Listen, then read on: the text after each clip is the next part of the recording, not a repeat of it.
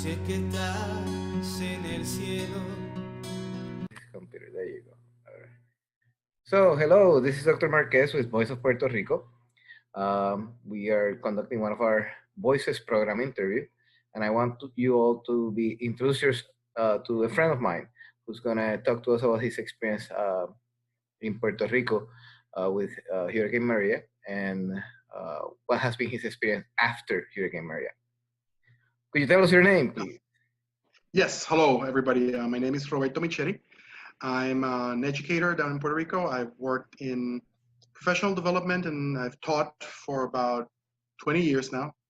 I'm currently working in project management and running different educational programs, both for schools and private companies, adult education. It's a grab bag of different things I'm doing right now, but it's all education related over the last 20 years.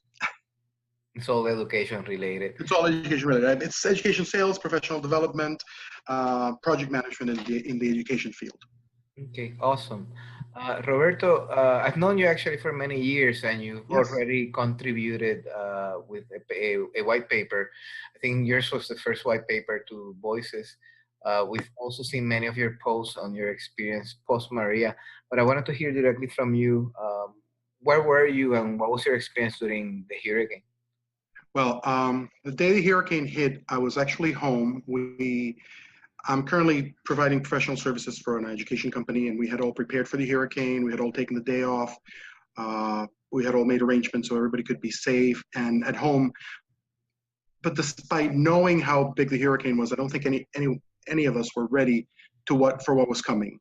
I was home, and at least 4 hours before the hurricane actually hit us, we were without power right from the start. Around 10 a.m., we lost power. We didn't have power for close to 60 days after that. And we stayed home. I live in the metropolitan area, Guaynabo. It's not San Juan, but it's very close. And I live in a building, sixth floor, and we spent it in the apartment. At first, it was just rain. We had prepared in terms of barricading the windows, making sure we had some towels to cover the undersides of doors and the balcony, get everything inside the house.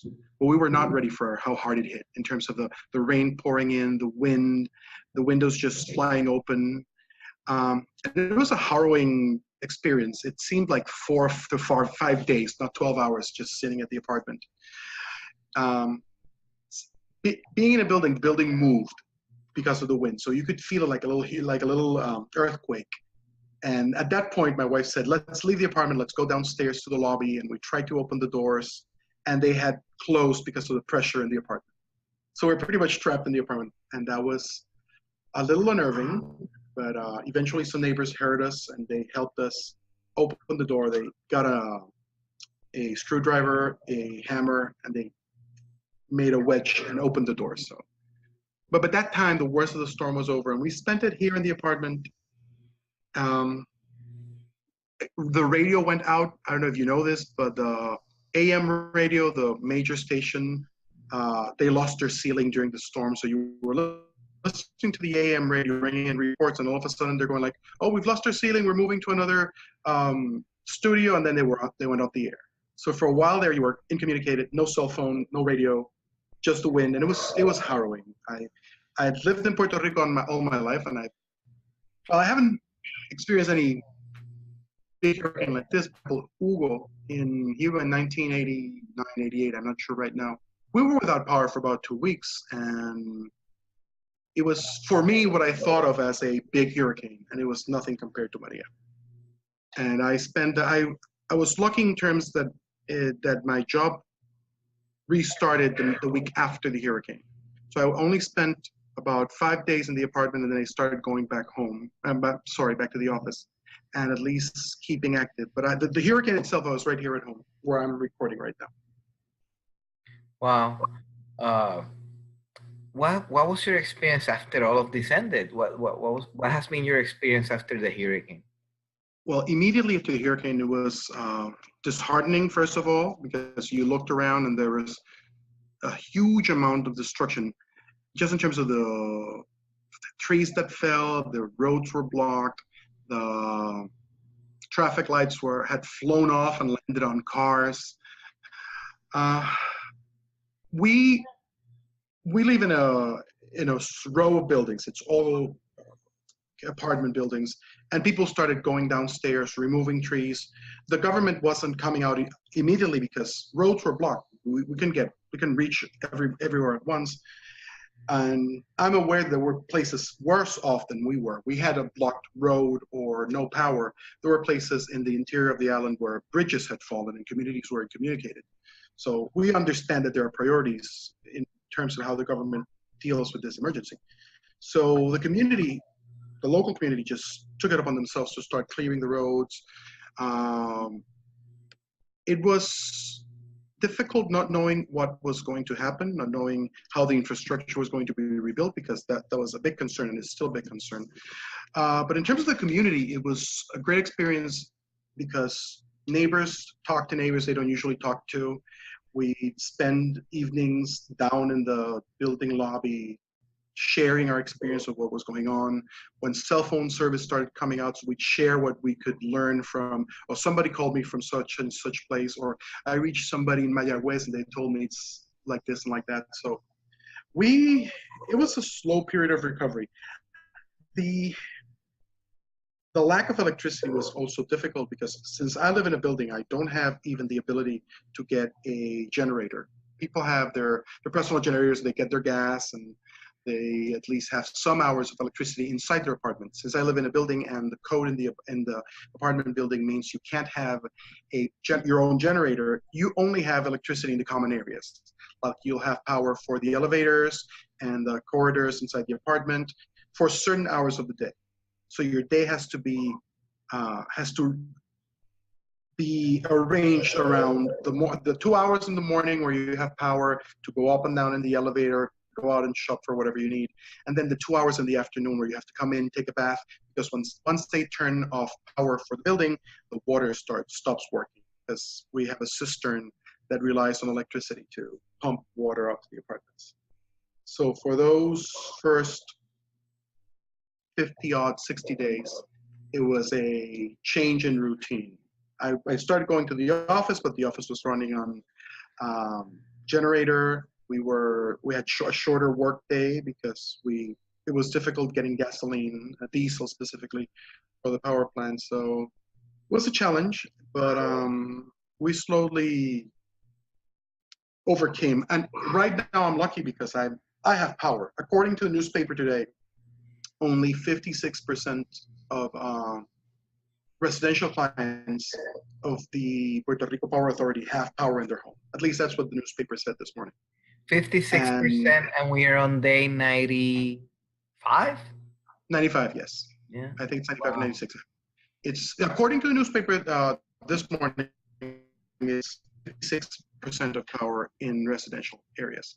And since we're in the metro area, and although recovery wasn't immediately quick because the power generation occurs in the south part of the island, and the lines that distribute power up to the north or through the east were down, we didn't have power for those first few weeks. But once those lines were connected and poles were put up, we've started seeing power come in pockets in the metro area. But if you go to the interior, it's still bad. I was talking to a friend who's working with the private companies that are going into stores that were devastated by the hurricane and still have products inside of them, like clothing or pharmacies that were devastated by the storm. And they have a company that comes in and cleans it because it has mold, it's been damaged, it needs to be picked up with special equipment. And he was going to the interior of the island yesterday, and he still says roads are still blocked because of landslides. It's still a hassle to get to these places. We need to get trucks up to these areas to remove materials from these stores, and trucks can't get up there. So I'm only speaking of secondhand experience here. I barely traveled outside the metro area in the last 90 days. And is that usually your routine, or you travel around the island a lot? No, I usually travel around the island a lot. In my line of work, I usually either provide professional development services or trainings around the island, and we have projects for the company I'm working with around the island. but since the hurricane, and it's still, there's so many areas still without power, especially if you go towards the east of the island, where we're doing some projects. You can't really do anything there. Schools are working there maybe half a day because they don't have power, so they're in a special schedule. So no, I usually travel a whole lot more outside of the metro area, but since the hurricane, it's like I'm confined into the globe of stability that is, well, stability that is the metro area. And you mentioned schools still not open. Are they working part-time? Is it because they still don't have water and electricity that they're not open? Is it infrastructural damage? Combination of both? I'll give you this caveat. Although I provide services to schools, I'm not working so much directly with so many schools, mostly in the metro area and the east right now. Most schools are open. According to the Department of Education, I think over 95% are open. Not all of them are working on their regular schedule. For example, if schools don't have power or have no water, then they'll typically have classes like from 8 a.m. to noon or 8 a.m. to 1 p.m. and have shorter classes, and students are dismissed after that time. Schools that have electricity are running usually regular hours. I see. And water is not that much of a problem right now. I think we've got most of the island with at least some running water going. It's close to 80-90%. In areas where there's water problem, I'm sorry I interrupted you, it's usually areas located in high, I'm being redundant here, but high areas in hills, mountains, where the pumps need electricity to get the water up there. If the electricity fails there, then they have limited water in this area, limited water supply in these areas. Right. What do you think are the current biggest challenges that the island is facing, from your perspective? Yeah. I think that restoring the electrical grid to at least the majority of the island, it's a big problem in terms of getting the economy running normally. Most hospitals have power now. Most commercial centers or distribution and manufacturing have power, but it's not all of them. With so many people still not having power, it's hard for life to return to normal. And I can't blame the local government for not getting the electricity running immediately. The destruction was so immense that you can't really think that they will fix it right away. But since we were hit by the hurricane in the midst of an economic crisis in the island, the Power Authority being in an austerity program, it was a perfect storm to just make a bad situation worse. Right now, if we could get electricity reestablished and supplies running everywhere, it would do greatly to help normalize the island. I'm also worried about the specter of, and I'm veering off to another topic here, but the tax reform in the States is currently poised to impose I think it's a 12.5 interest on goods manufactured in Puerto Rico and going off to the States. That would be a horrible blow to our economy. Our manufacturing economy has shrunk incredibly over the last couple of decades, and that could be a death knell and force more companies to leave the island and really worsen an existing crisis. I think that tax in the middle of our current situation is just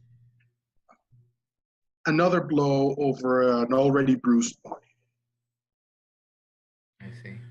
There are concerns currently with the relationship to the tax bill and the notion that Puerto Rico is being classified as a foreign entity or a foreign nation of some sort, and that's why it's being taxed so high.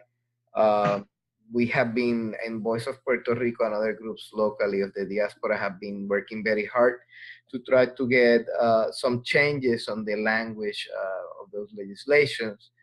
There have been some certain degree of change, at least numbers-wise. We were facing at a greater number uh, True. at the beginning of the month, and at this point it has decreased. Um, are there any other concerns in terms of the financial situation of the island that you think people are missing out on discussing, or people are not really talking about here in the States, that might be something that will be worth advocating for at the higher levels?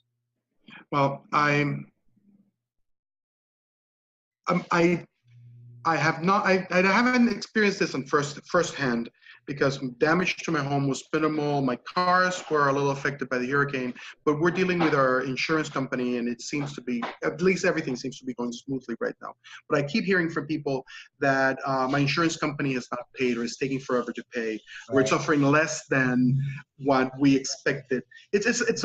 I'll give you a concrete example. My father's widow, she had a second floor apartment in her main house, and she rented it out. It was a prefab structure with the ceiling was wood and zinc.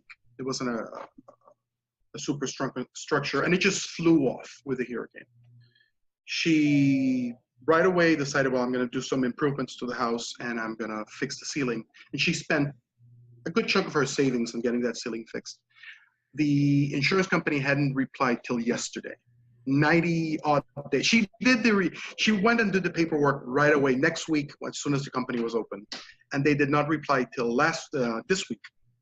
And she's getting less than half of what she invested in fixing the house. And it also has to do with cost of supplies and materials and everything increasing after the hurricane, and then with the insurance companies providing it's small. And I keep hearing, and again, this is something you hear repeatedly, we're not getting responses quickly from the insurance companies. We're not getting the help we need. So. Have you heard similar stories with relationship to FEMA assistance in the island? There was at least in the newspapers, a lot of coverage about FEMA taking forever to provide services. When the hurricane occurred, FEMA activated a web page where you could register and say, well, this is where I'm located. They were giving out some assistance for expenses. And I went into the website, filled it out, not knowing whether I would get assistance or not. But I went through the process of filling it. I never heard back from FEMA personally. I know people that got their $500 for expenses. And then I got a call this week from somebody from FEMA that they were going to come over to check the apartment. We set a date for them to come, and they had a personal situation where I'm working. I was going to take some time off from work and come be here for when they arrive to do the inspection. But I couldn't be here. I called them and said, you know what? I can't take this time off from work. I have things to do. They haven't called back, so I don't know. I think FEMA took, from what you read in the newspapers and what you hear people talking about, it feels like they took a while to respond. The feeling here is that the federal government took too long to respond to an emergency that we knew would happen. Nobody might have known the scope and the amount of destruction that was going to happen, but we had this hurricane barreling towards us, and it's not a tornado that springs out of nowhere. It's a hurricane that you've been tracking for a couple of days. Response was so slow. I think it's improved. It's sad because you get electricity and your work returns to normal, and you follow your routine, and you forget that you're living in a 44% of the island, whereas 56 are still struggling with this. And I'm trying not to do that, but it's easy to just lose perspective. I have power, my family has power, we'll go on, that's it. We need to all be aware that it's still an ongoing process. And the Army Corps of Engineers said last week, I heard this on the radio, that the majority of the island wouldn't have power till February, and some areas may not have it till March. Wow. It's hard living in the 19th century in the midst of the 21st. Wow.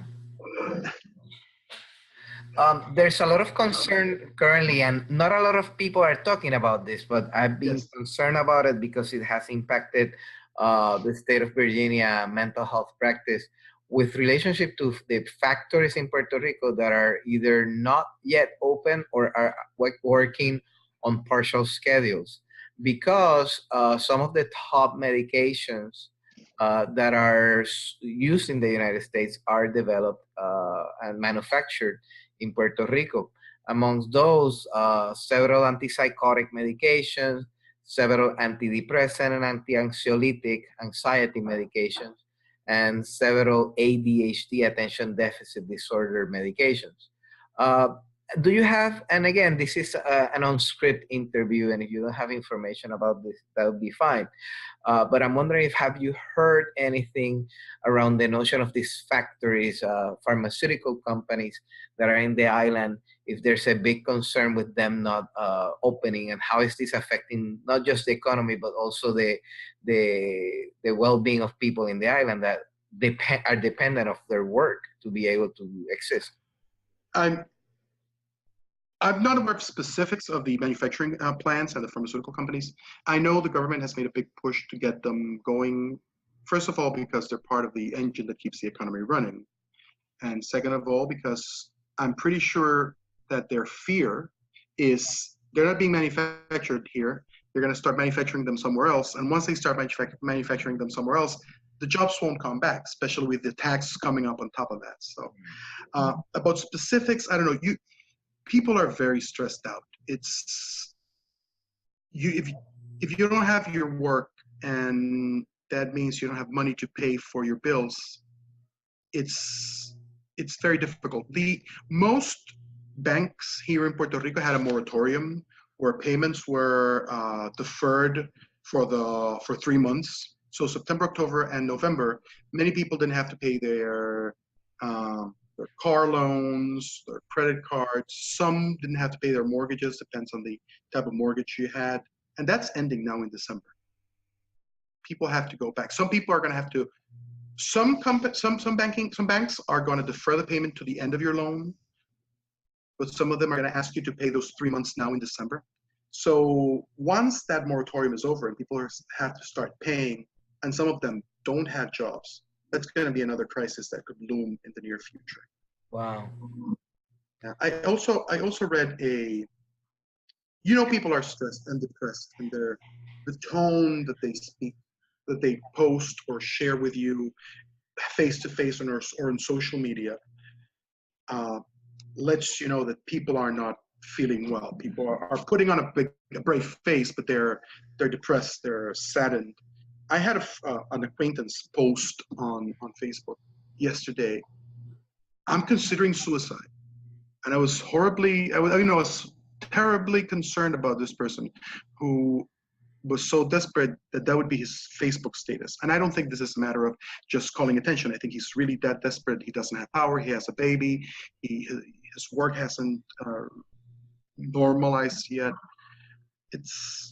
We may be creating a semblance of normality in some areas, but there's still a lot of work to do.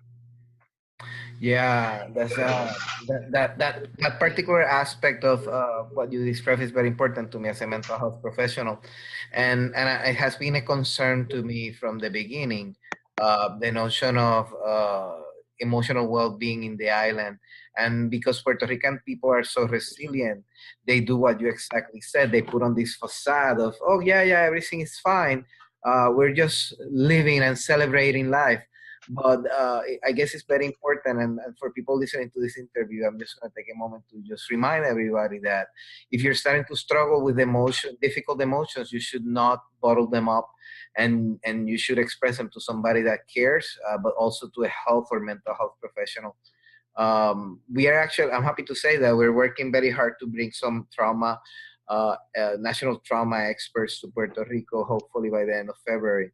Dr. Janet Sadina has been working with my team here with Voice of Puerto Rico, and Friends of Puerto Rico have offered to also assist in the process in New York to forego the cost of bringing her to the island with her team of professionals to do a big training for mental health and educational professionals in the island. We'll be announcing that more formally soon once everything is kind of ready to go. But yeah, the mental health of the island is of great concern to me. I have a group that I can send you information if you want to share the information with your friend. Their name, Please. the company is called uh, Grupo CEPI. Grupo CEPI in Puerto Rico, and I think they have several offices all over the island. I think it's a group of about 40 mental health professionals that work all over the island. So I'll send you the information later. Um, Anything else that you think people should know here in the U.S., here in Washington, that people should become more aware at this point? As Christmas come in, businesses are still not opening, people are out of work, great proportion of the island is out of electric. There's the notion of water services, water not being fully drinkable yet. That has been a concern. Insurances, I guess they're struggling in the repayment process. Uh, things don't seem to be moving toward normal yet. Yet we seem to be in a place where people are forgetting that this happened 90 days ago, 95, 96 days ago, and things are not moving toward normal yet. Or if they are, they're moving very slowly by regions. Anything else that you think that we should know? I think it's important to know that reconstruction and rebuilding will take a long time. Puerto Rico will not go back to normal after the news cycle ends. We are going to need help. It's not just a hand-me-down or a influx of cash to get us going and put up new power lines. It's a reconstruction of the island into a more workable, reliable, and efficient system that can weather these crises in the future. If you look at weather predictions for next year, the models that are coming out say there's a possibility of 15 storms in the hurricane season next year, and 7 of those storms could have potential of becoming a hurricane. We have a very limited time to at least get things back to normal and have an infrastructure that maybe won't, if another hurricane like this occurs, won't be untouched, but would allow us to recover more quickly. If we go from disaster to disaster, no power, the economy is in bad shape, the new taxes, a long recovery, and then another hurricane or another crisis happens, it's going to be unlivable. And we are an island of over 3 million American citizens, and when it becomes a national problem, people just pick up their bags and move to the States. And that's a crisis for us here because we're suddenly losing able-bodied, well-educated workforce. And you suddenly have in the States this influx of immigrants who are coming in without all the processes necessary to relocate effectively. It's not like I'm moving, theoretically, I'm moving to Florida because I have a job and I already have an apartment, but I'm moving in with my family without a certainty of a job, trying to get my kids into schools. And that's still a problem. It's a problem for us and for the communities, the states where people move. So it's getting Puerto Rico back on track. It's something that's beneficial for us in the island and for the nation because it stops it from becoming a larger issue that affects even more communities. Yeah, I think you hit on a very important point that a lot of people are not talking about: the mass exodus of professionals and in general of people out of Puerto Rico. And you hit a couple of crucial aspects of the mass exodus. People should, if they're considering moving to the U.S., they should plan and have a plan of action and reach out to the community where they're planning to move to. And have some sort of connection or some sort of plan that involves interviews, job interviews, locations. Because at least from my colleagues in Florida, I'm hearing a lot of Puerto Ricans that are ending up in homelessness situation because they come without a plan. So trying to flee from a very bad situation, they walked into a really bad situation, and then with minimal supports, no family, and it becomes kind of a nightmare type of event. So people should plan and should reach out to people in the community. There are groups, there are multiple groups in several states, especially states like Philadelphia, New York, New Jersey, and Florida, that there are large number of nonprofits that are Puerto Rican or Latino specifically. And maybe we should actually, I'm going to talk to the people from Voice of Puerto Rico in my group, so we can actually post some information on our Facebook page with relationship to some of these groups that could assist people in and giving them ideas of what needs to happen for relocation. The other thought that I would have on that notion is that people should consider other states. Florida is not the only state in the nation, and it's not the only state that welcomed the Puerto Rican people. Again, I mentioned some: Philadelphia, New York, New Jersey. Virginia actually has a large community of professionals that are from Puerto Rico. Washington, D.C., uh, and in general, Texas and other states. Puerto Ricans tend to like the lower states because it stays warm. Yeah, it's warmer and it's a shorter plane ride. That's the logic. Shorter plane ride. But there are many, many other states that people can move to and are probably less saturated right now than Florida. So yeah, that's a very important aspect of what's happening. I think that, are you familiar right now with the numbers of people that have moved out of the island or not? Last time I checked, it was over 100. Yes, not off the top of my head. I know the national demographer was saying that the exodus was slowing down.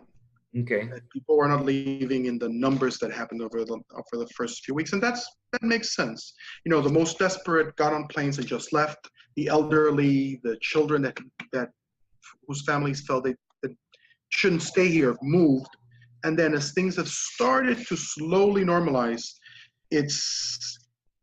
the trickle has slowed down. But like I said, there's always a possibility if another crisis hits, if the economy collapses, if factories close, if another hurricane hits, whatever, people can just get on a plane and leave.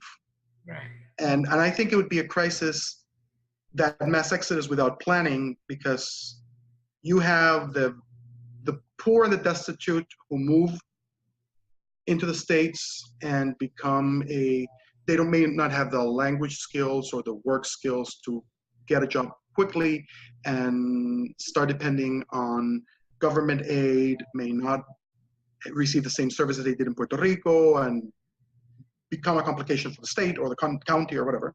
And then you have the able-bodied, well-trained professionals who leave and all of a sudden create a vacuum in the island that makes it hard to reconstruct after whichever crisis happens.